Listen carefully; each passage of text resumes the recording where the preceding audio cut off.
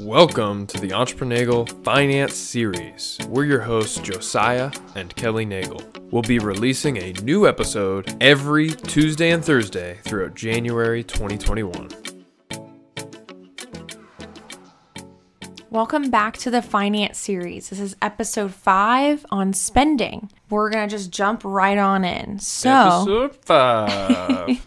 Spending. We're going to talk about how to have discipline and self-control over your spending. There's 2 types of spenders in our view. There's the cheapskate who's after saving the top dollar they can, which is great, but can become an obsession. And then there's the wasteful spender, the type of spender that just goes around and just buys everything on a whim. How do you balance these 2 things? So first, we're going to caveat. If you're any type of spender, you have to get out of debt first. If you have not watched that debt episode that we did, what was that, last week? Episode 3 and 4. Episode 3 and 4. Double header.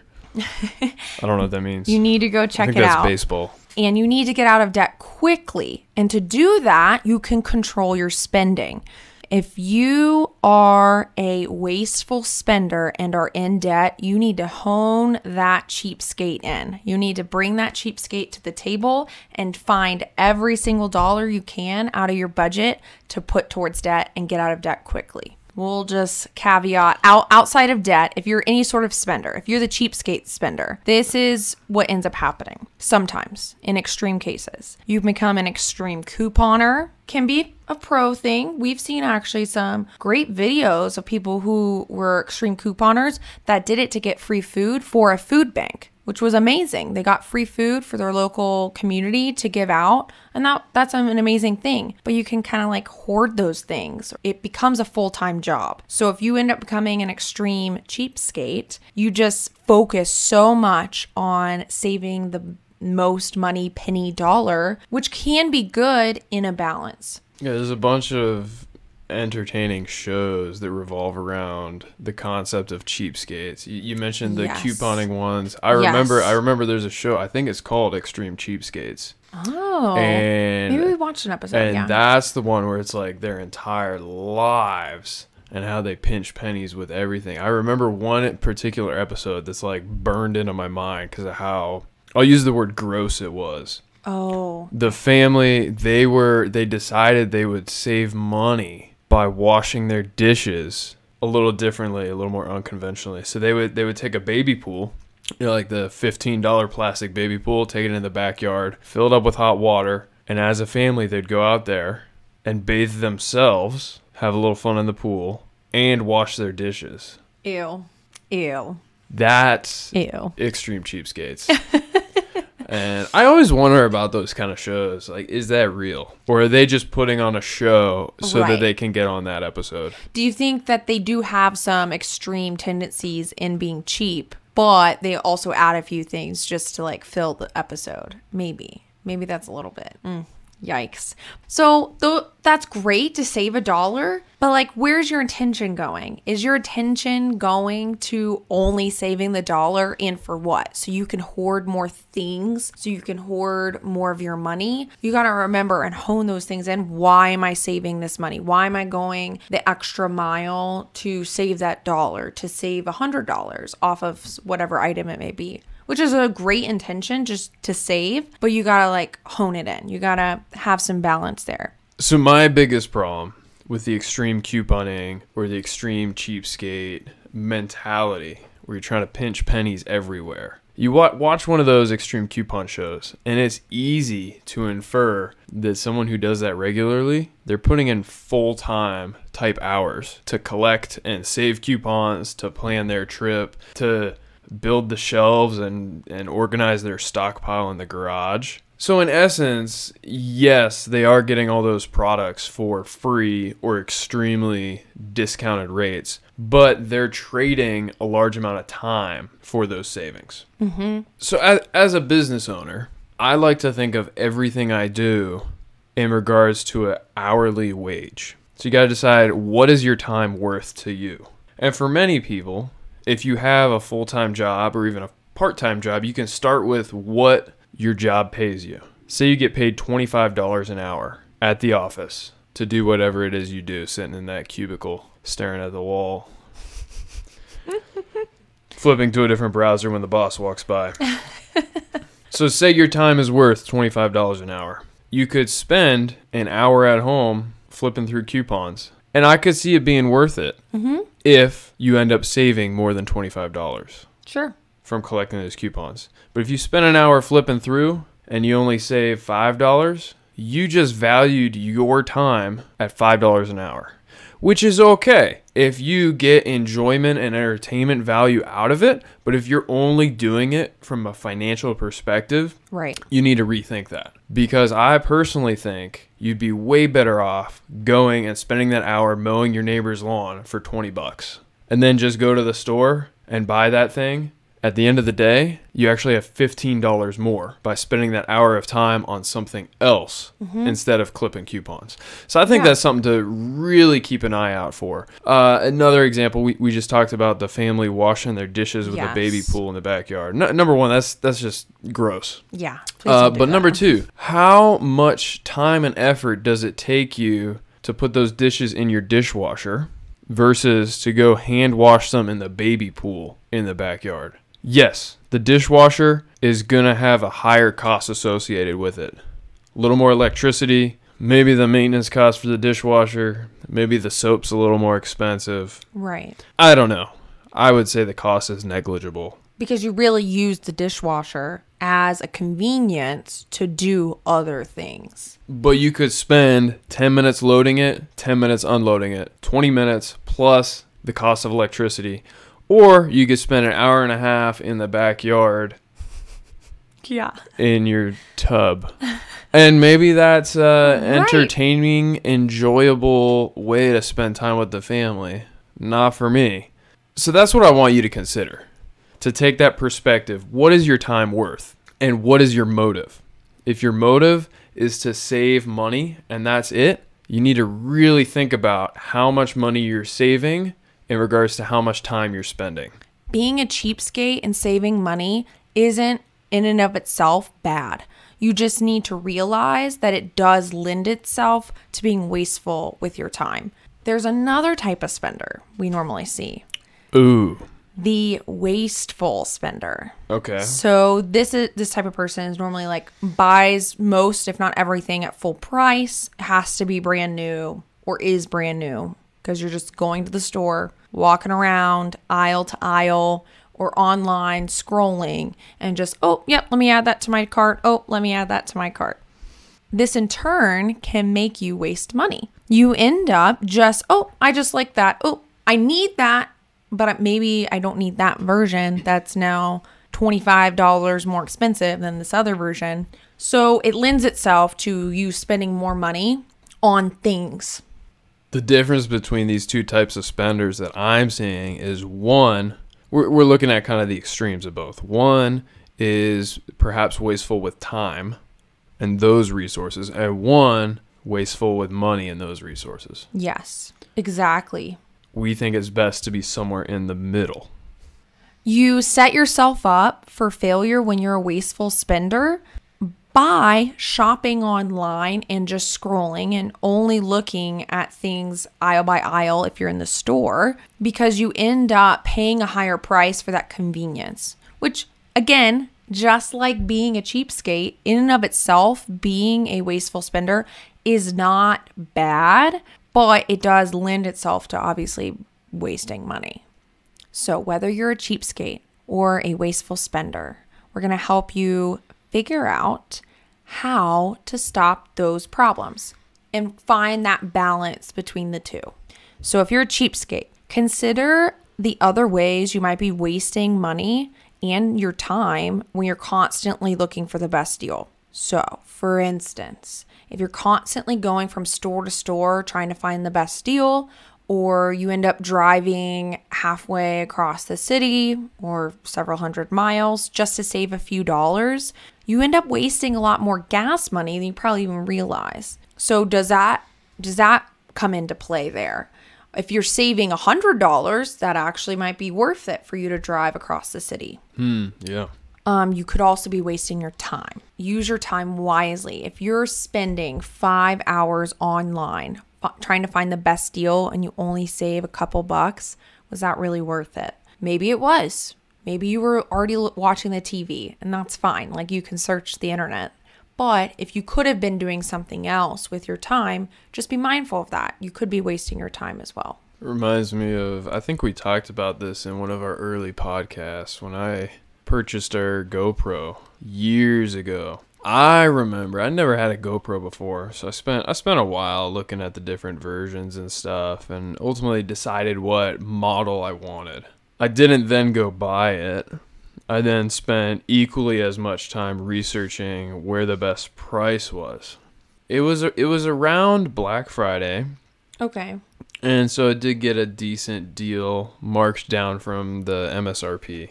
But as I pointed out in a previous episode, GoPro has a suspiciously predictable pricing strategy. Regardless of all the research I did and the time I spent finding the best retailer to buy that GoPro at, I kind of wasted my time. I could have waited like another month and gotten the exact same price, or even, I think, about $25 cheaper. Instead of spending hours researching which retailer, I could have just gone to the first one and probably paid a little bit more, but I would have had 2-3 hours of my life to do something else with. Shoot, I could have gone and delivered pizzas and ended up with more money at the end of the day. You could have mowed somebody's lawn, something like that. Another great example, we often complain about the price of milk here in Alaska, in Anchorage. Yes. And it really does fluctuate from store to store. I think the lowest we consistently see it is $2.80, $2.99. Maybe something like that. And depending on what store you go to, we've also seen it upwards close to $6 just in Anchorage, a small city. So we ourselves, being savvy shoppers, when we go to the particular retailer that has it for $6 a gallon, we hardly ever buy it there. Mm-hmm. But in retrospect, are we really saving money? Because this is what happens when we don't buy the milk there. We then force ourselves to have to do another grocery trip to a different grocery retailer. And try this. Good luck. Try going into a grocery store and buying just a gallon of milk. Mm-hmm. Just a gallon of milk. I guarantee you, every time we did that to ourselves, we ended up spending more money than the difference of those $3. We spent extra time, we spent extra gas, and guaranteed we bought some stupid snacks on the way while we were in there. Probably. All most for definitely. A savings of $3. Was it ultimately worth it? Probably not. But that's something that you should consider when you're looking at things like that. Ultimately, right, if you're buying 20 gallons of milk, well, saving $3 a gallon of milk might be worth it to you. But if it's only $60, it might not be worth it though if you're only buying one. So you just gotta factor that all in. Wasteful spending techniques. With the Nagels. Same episode, new intro. Hit it. If you are a wasteful spender, our recommendations for honing in that tendency: stop shopping aisle to aisle. Stop scrolling online shopping. Just knock that off. Get a to buy list. So we use AnyDo. So any period do. It's an app online. You can get it on your phone or the computer. AnyDo is the hair product I prefer. But brilliant. It is brilliant. We use it to make a to buy list. So that could be just random things we need around the house, or a grocery list, which is great because we don't lose it and we're able to track it both together. And so if one of us is at the store, we can just already look at the list while the other one's even adding things while they're there. And stick to the list. You make a list, stick to it. Just stay on that list. If you are natural, like, oh, let me just get this, let me go get that, just stick to the list. I didn't put it on the list, not buying it. And try to go to the grocery store when you're not hungry. Also, bad idea. Done that too many times. You just spend way more money when you're hungry. Everybody knows that, but everybody still does it. I know. I still do it. If you happen to find something that you want or need while you're out and it's not on your list, okay, write it on a separate list. Go to your list of things that you need to go research on where's the best price for this item. So this would be not something like, okay, this item's $1. Just, it's $1. You can spend $1 on the item. But we're talking like you want to get a new pair of headphones. Okay, those can, impulse buy. Yeah, don't impulse buy stuff like that. Try to actually find the best deal. You could end up saving $25 to $100 to $1,000. You don't know. It kind of depends on the item, right? What's your biggest impulse buy regret? I'll give you a second to think about it. Here's mine. I've regretted this for years. Oh no. So it came immediately to mind when we started talking about that. You know those automatic card deck shuffling little electronic gizmos? Stop. You bought one of those? You know what I'm talking about? I think so. Yeah. Normally for like, I don't think I've ever actually they're seen one, normally but I've like heard about branded like for poker and things like that. You like put half the deck on one side and the other half on the other side, and it's got these little levers, and you go. I'll do that again, just like that. And I saw the box at the store, and their marketing was brilliant, and I needed it. Oh no. Now, mind you, I just recently learned how to properly shuffle a deck of cards, so this could have been part of the allure for me. I've never been good at shuffling cards, and so I bought it. And when I got home, like, it was cool the first 2 times, and then after that, I was like, that's it. That was kind of a letdown. Yeah. And then you never used it again. Yeah, I really don't think I used it past like testing it out the day I bought it, cuz I don't know. Impulse buy. Yeah. How I wasted $5 as a 12-year-old. As a 12-year-old. I could have invested that in an IRA. I'm just kidding. It's $5. Okay, what do you got? What's your impulse buy regret? I think it was a category, clothes. What does that mean? Oh, clothing, all of it. Well, I don't regret obviously buying all my clothes. Just most of them. But the quantity of clothes that I was going through for a long time, it was just like, oh, I need to have another color of this shirt. So I bought 5 of them. Okay. Maybe not 5, being a little dramatic, but those sorts of things. Like I had 5 black shirts, 15 of the same short, like a different short sleeve shirt, you know, like just excessive amounts. And then now I'm starting to go through my closet, get rid of stuff, and it feels amazing. Like this is the first time I've actually like gone through and actually gotten rid of a ton of things. Like I've gone through before, but like actually getting rid of it, I like now don't regret any of it. I'm like, get rid of this, get rid of that. But there's definitely some of that impulse buy of like, oh, I just need that. It's just so cute. It's like, but will you actually wear it, Kelly? And I didn't really wear some of those things. Yeah. Those tendencies. Good example. All right, let's try to bring it back. Bring it, blah, blah, blah, blah, blah, blah, blah, bring it back. You know what I'm saying. Listen. So you mentioned impulse shopping kind of at grocery stores with food. Mm-hmm. Here's something I kind of was studying and learning recently as an entrepreneur, an aspiring e-commerce industry giant. I've been reading up on some of the marketing genius of primarily grocery stores because it's really, really interesting. We recently got a Costco membership. We'll use them for example. But most every grocery store is going to follow this exact same model. Think about it. Picture the grocery store in your mind. You need to get some eggs, some milk, and some meat. Where in the store is that? 99.999999999% of the time, it's in the very back left, or the very back wall, or the very back right corner. Practically opposite of the entry, as far as it possibly could be from the entrance. And here's why. Those are the staples, the replenishables. We're talking about things that you gotta buy on a weekly or sometimes daily basis if you drink milk like some of Kelly's relatives. They're as far away as possible so that you have to run the gauntlet. You have to make it through all the enticing snacks. You have to make it through all the big profit items for that grocery store. Many times they have loss leaders. You'll see the ad and it'll say, how about those $4.99 rotisserie chickens at Costco? Costco hasn't made a dime on rotisserie chickens in years. They lose money. Every rotisserie chicken they sell, they lose money.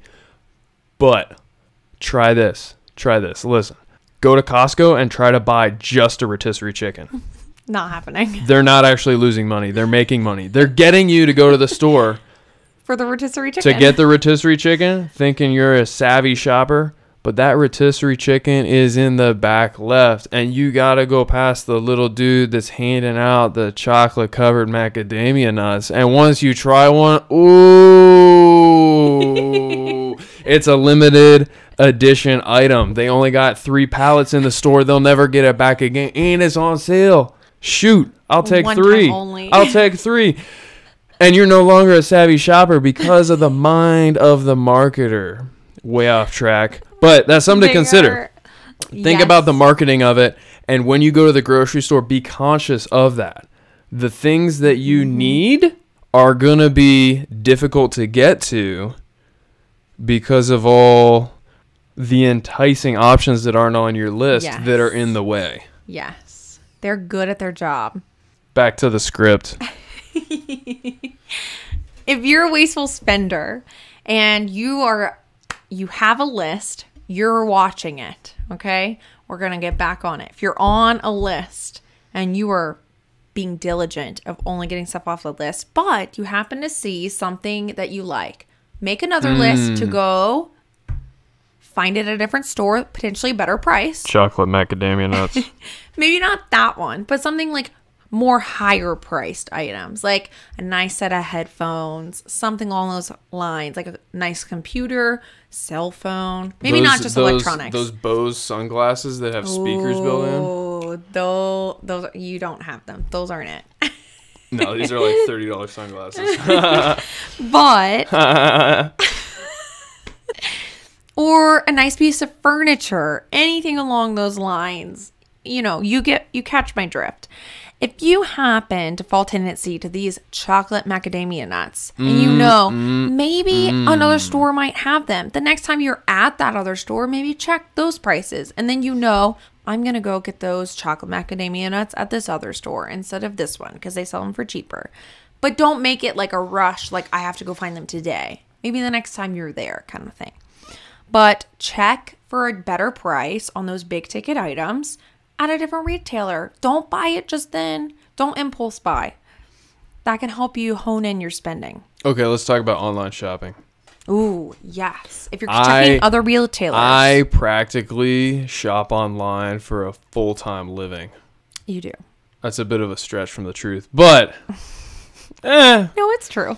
It's more or less true. Okay, so here's my hot tips for saving some money in a timely fashion when shopping online. Number 1, Amazon is not always the cheapest. What? It's not always the cheapest. What? Here's an easy way to tell if the item you want on Amazon is cheaper somewhere else. Copy the title of the Amazon listing, the description of what the item is, open a new tab. Go to Google, www.google.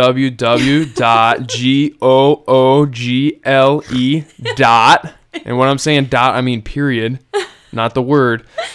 .com. That's google.com for any of those that didn't catch on. Control V. Shortcut. See how much time we're saving here? We're using shortcuts. Control V is to paste. Or if they're on a Mac. That's a trick I learned in 2005. If you're in a Mac, it's on function, right? Close the Mac. Find the nearest trash can. Throw it away. Drive to the nearest store and buy a real computer. Do exactly what we're not doing.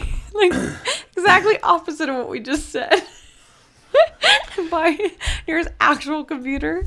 Let's talk about wasteful spending in Apple products. No, back on topic. So, where were we? You open a new tab, you go to Google, and you search the exact listing title of that Amazon listing. Enter. I can't. And look at what pops up.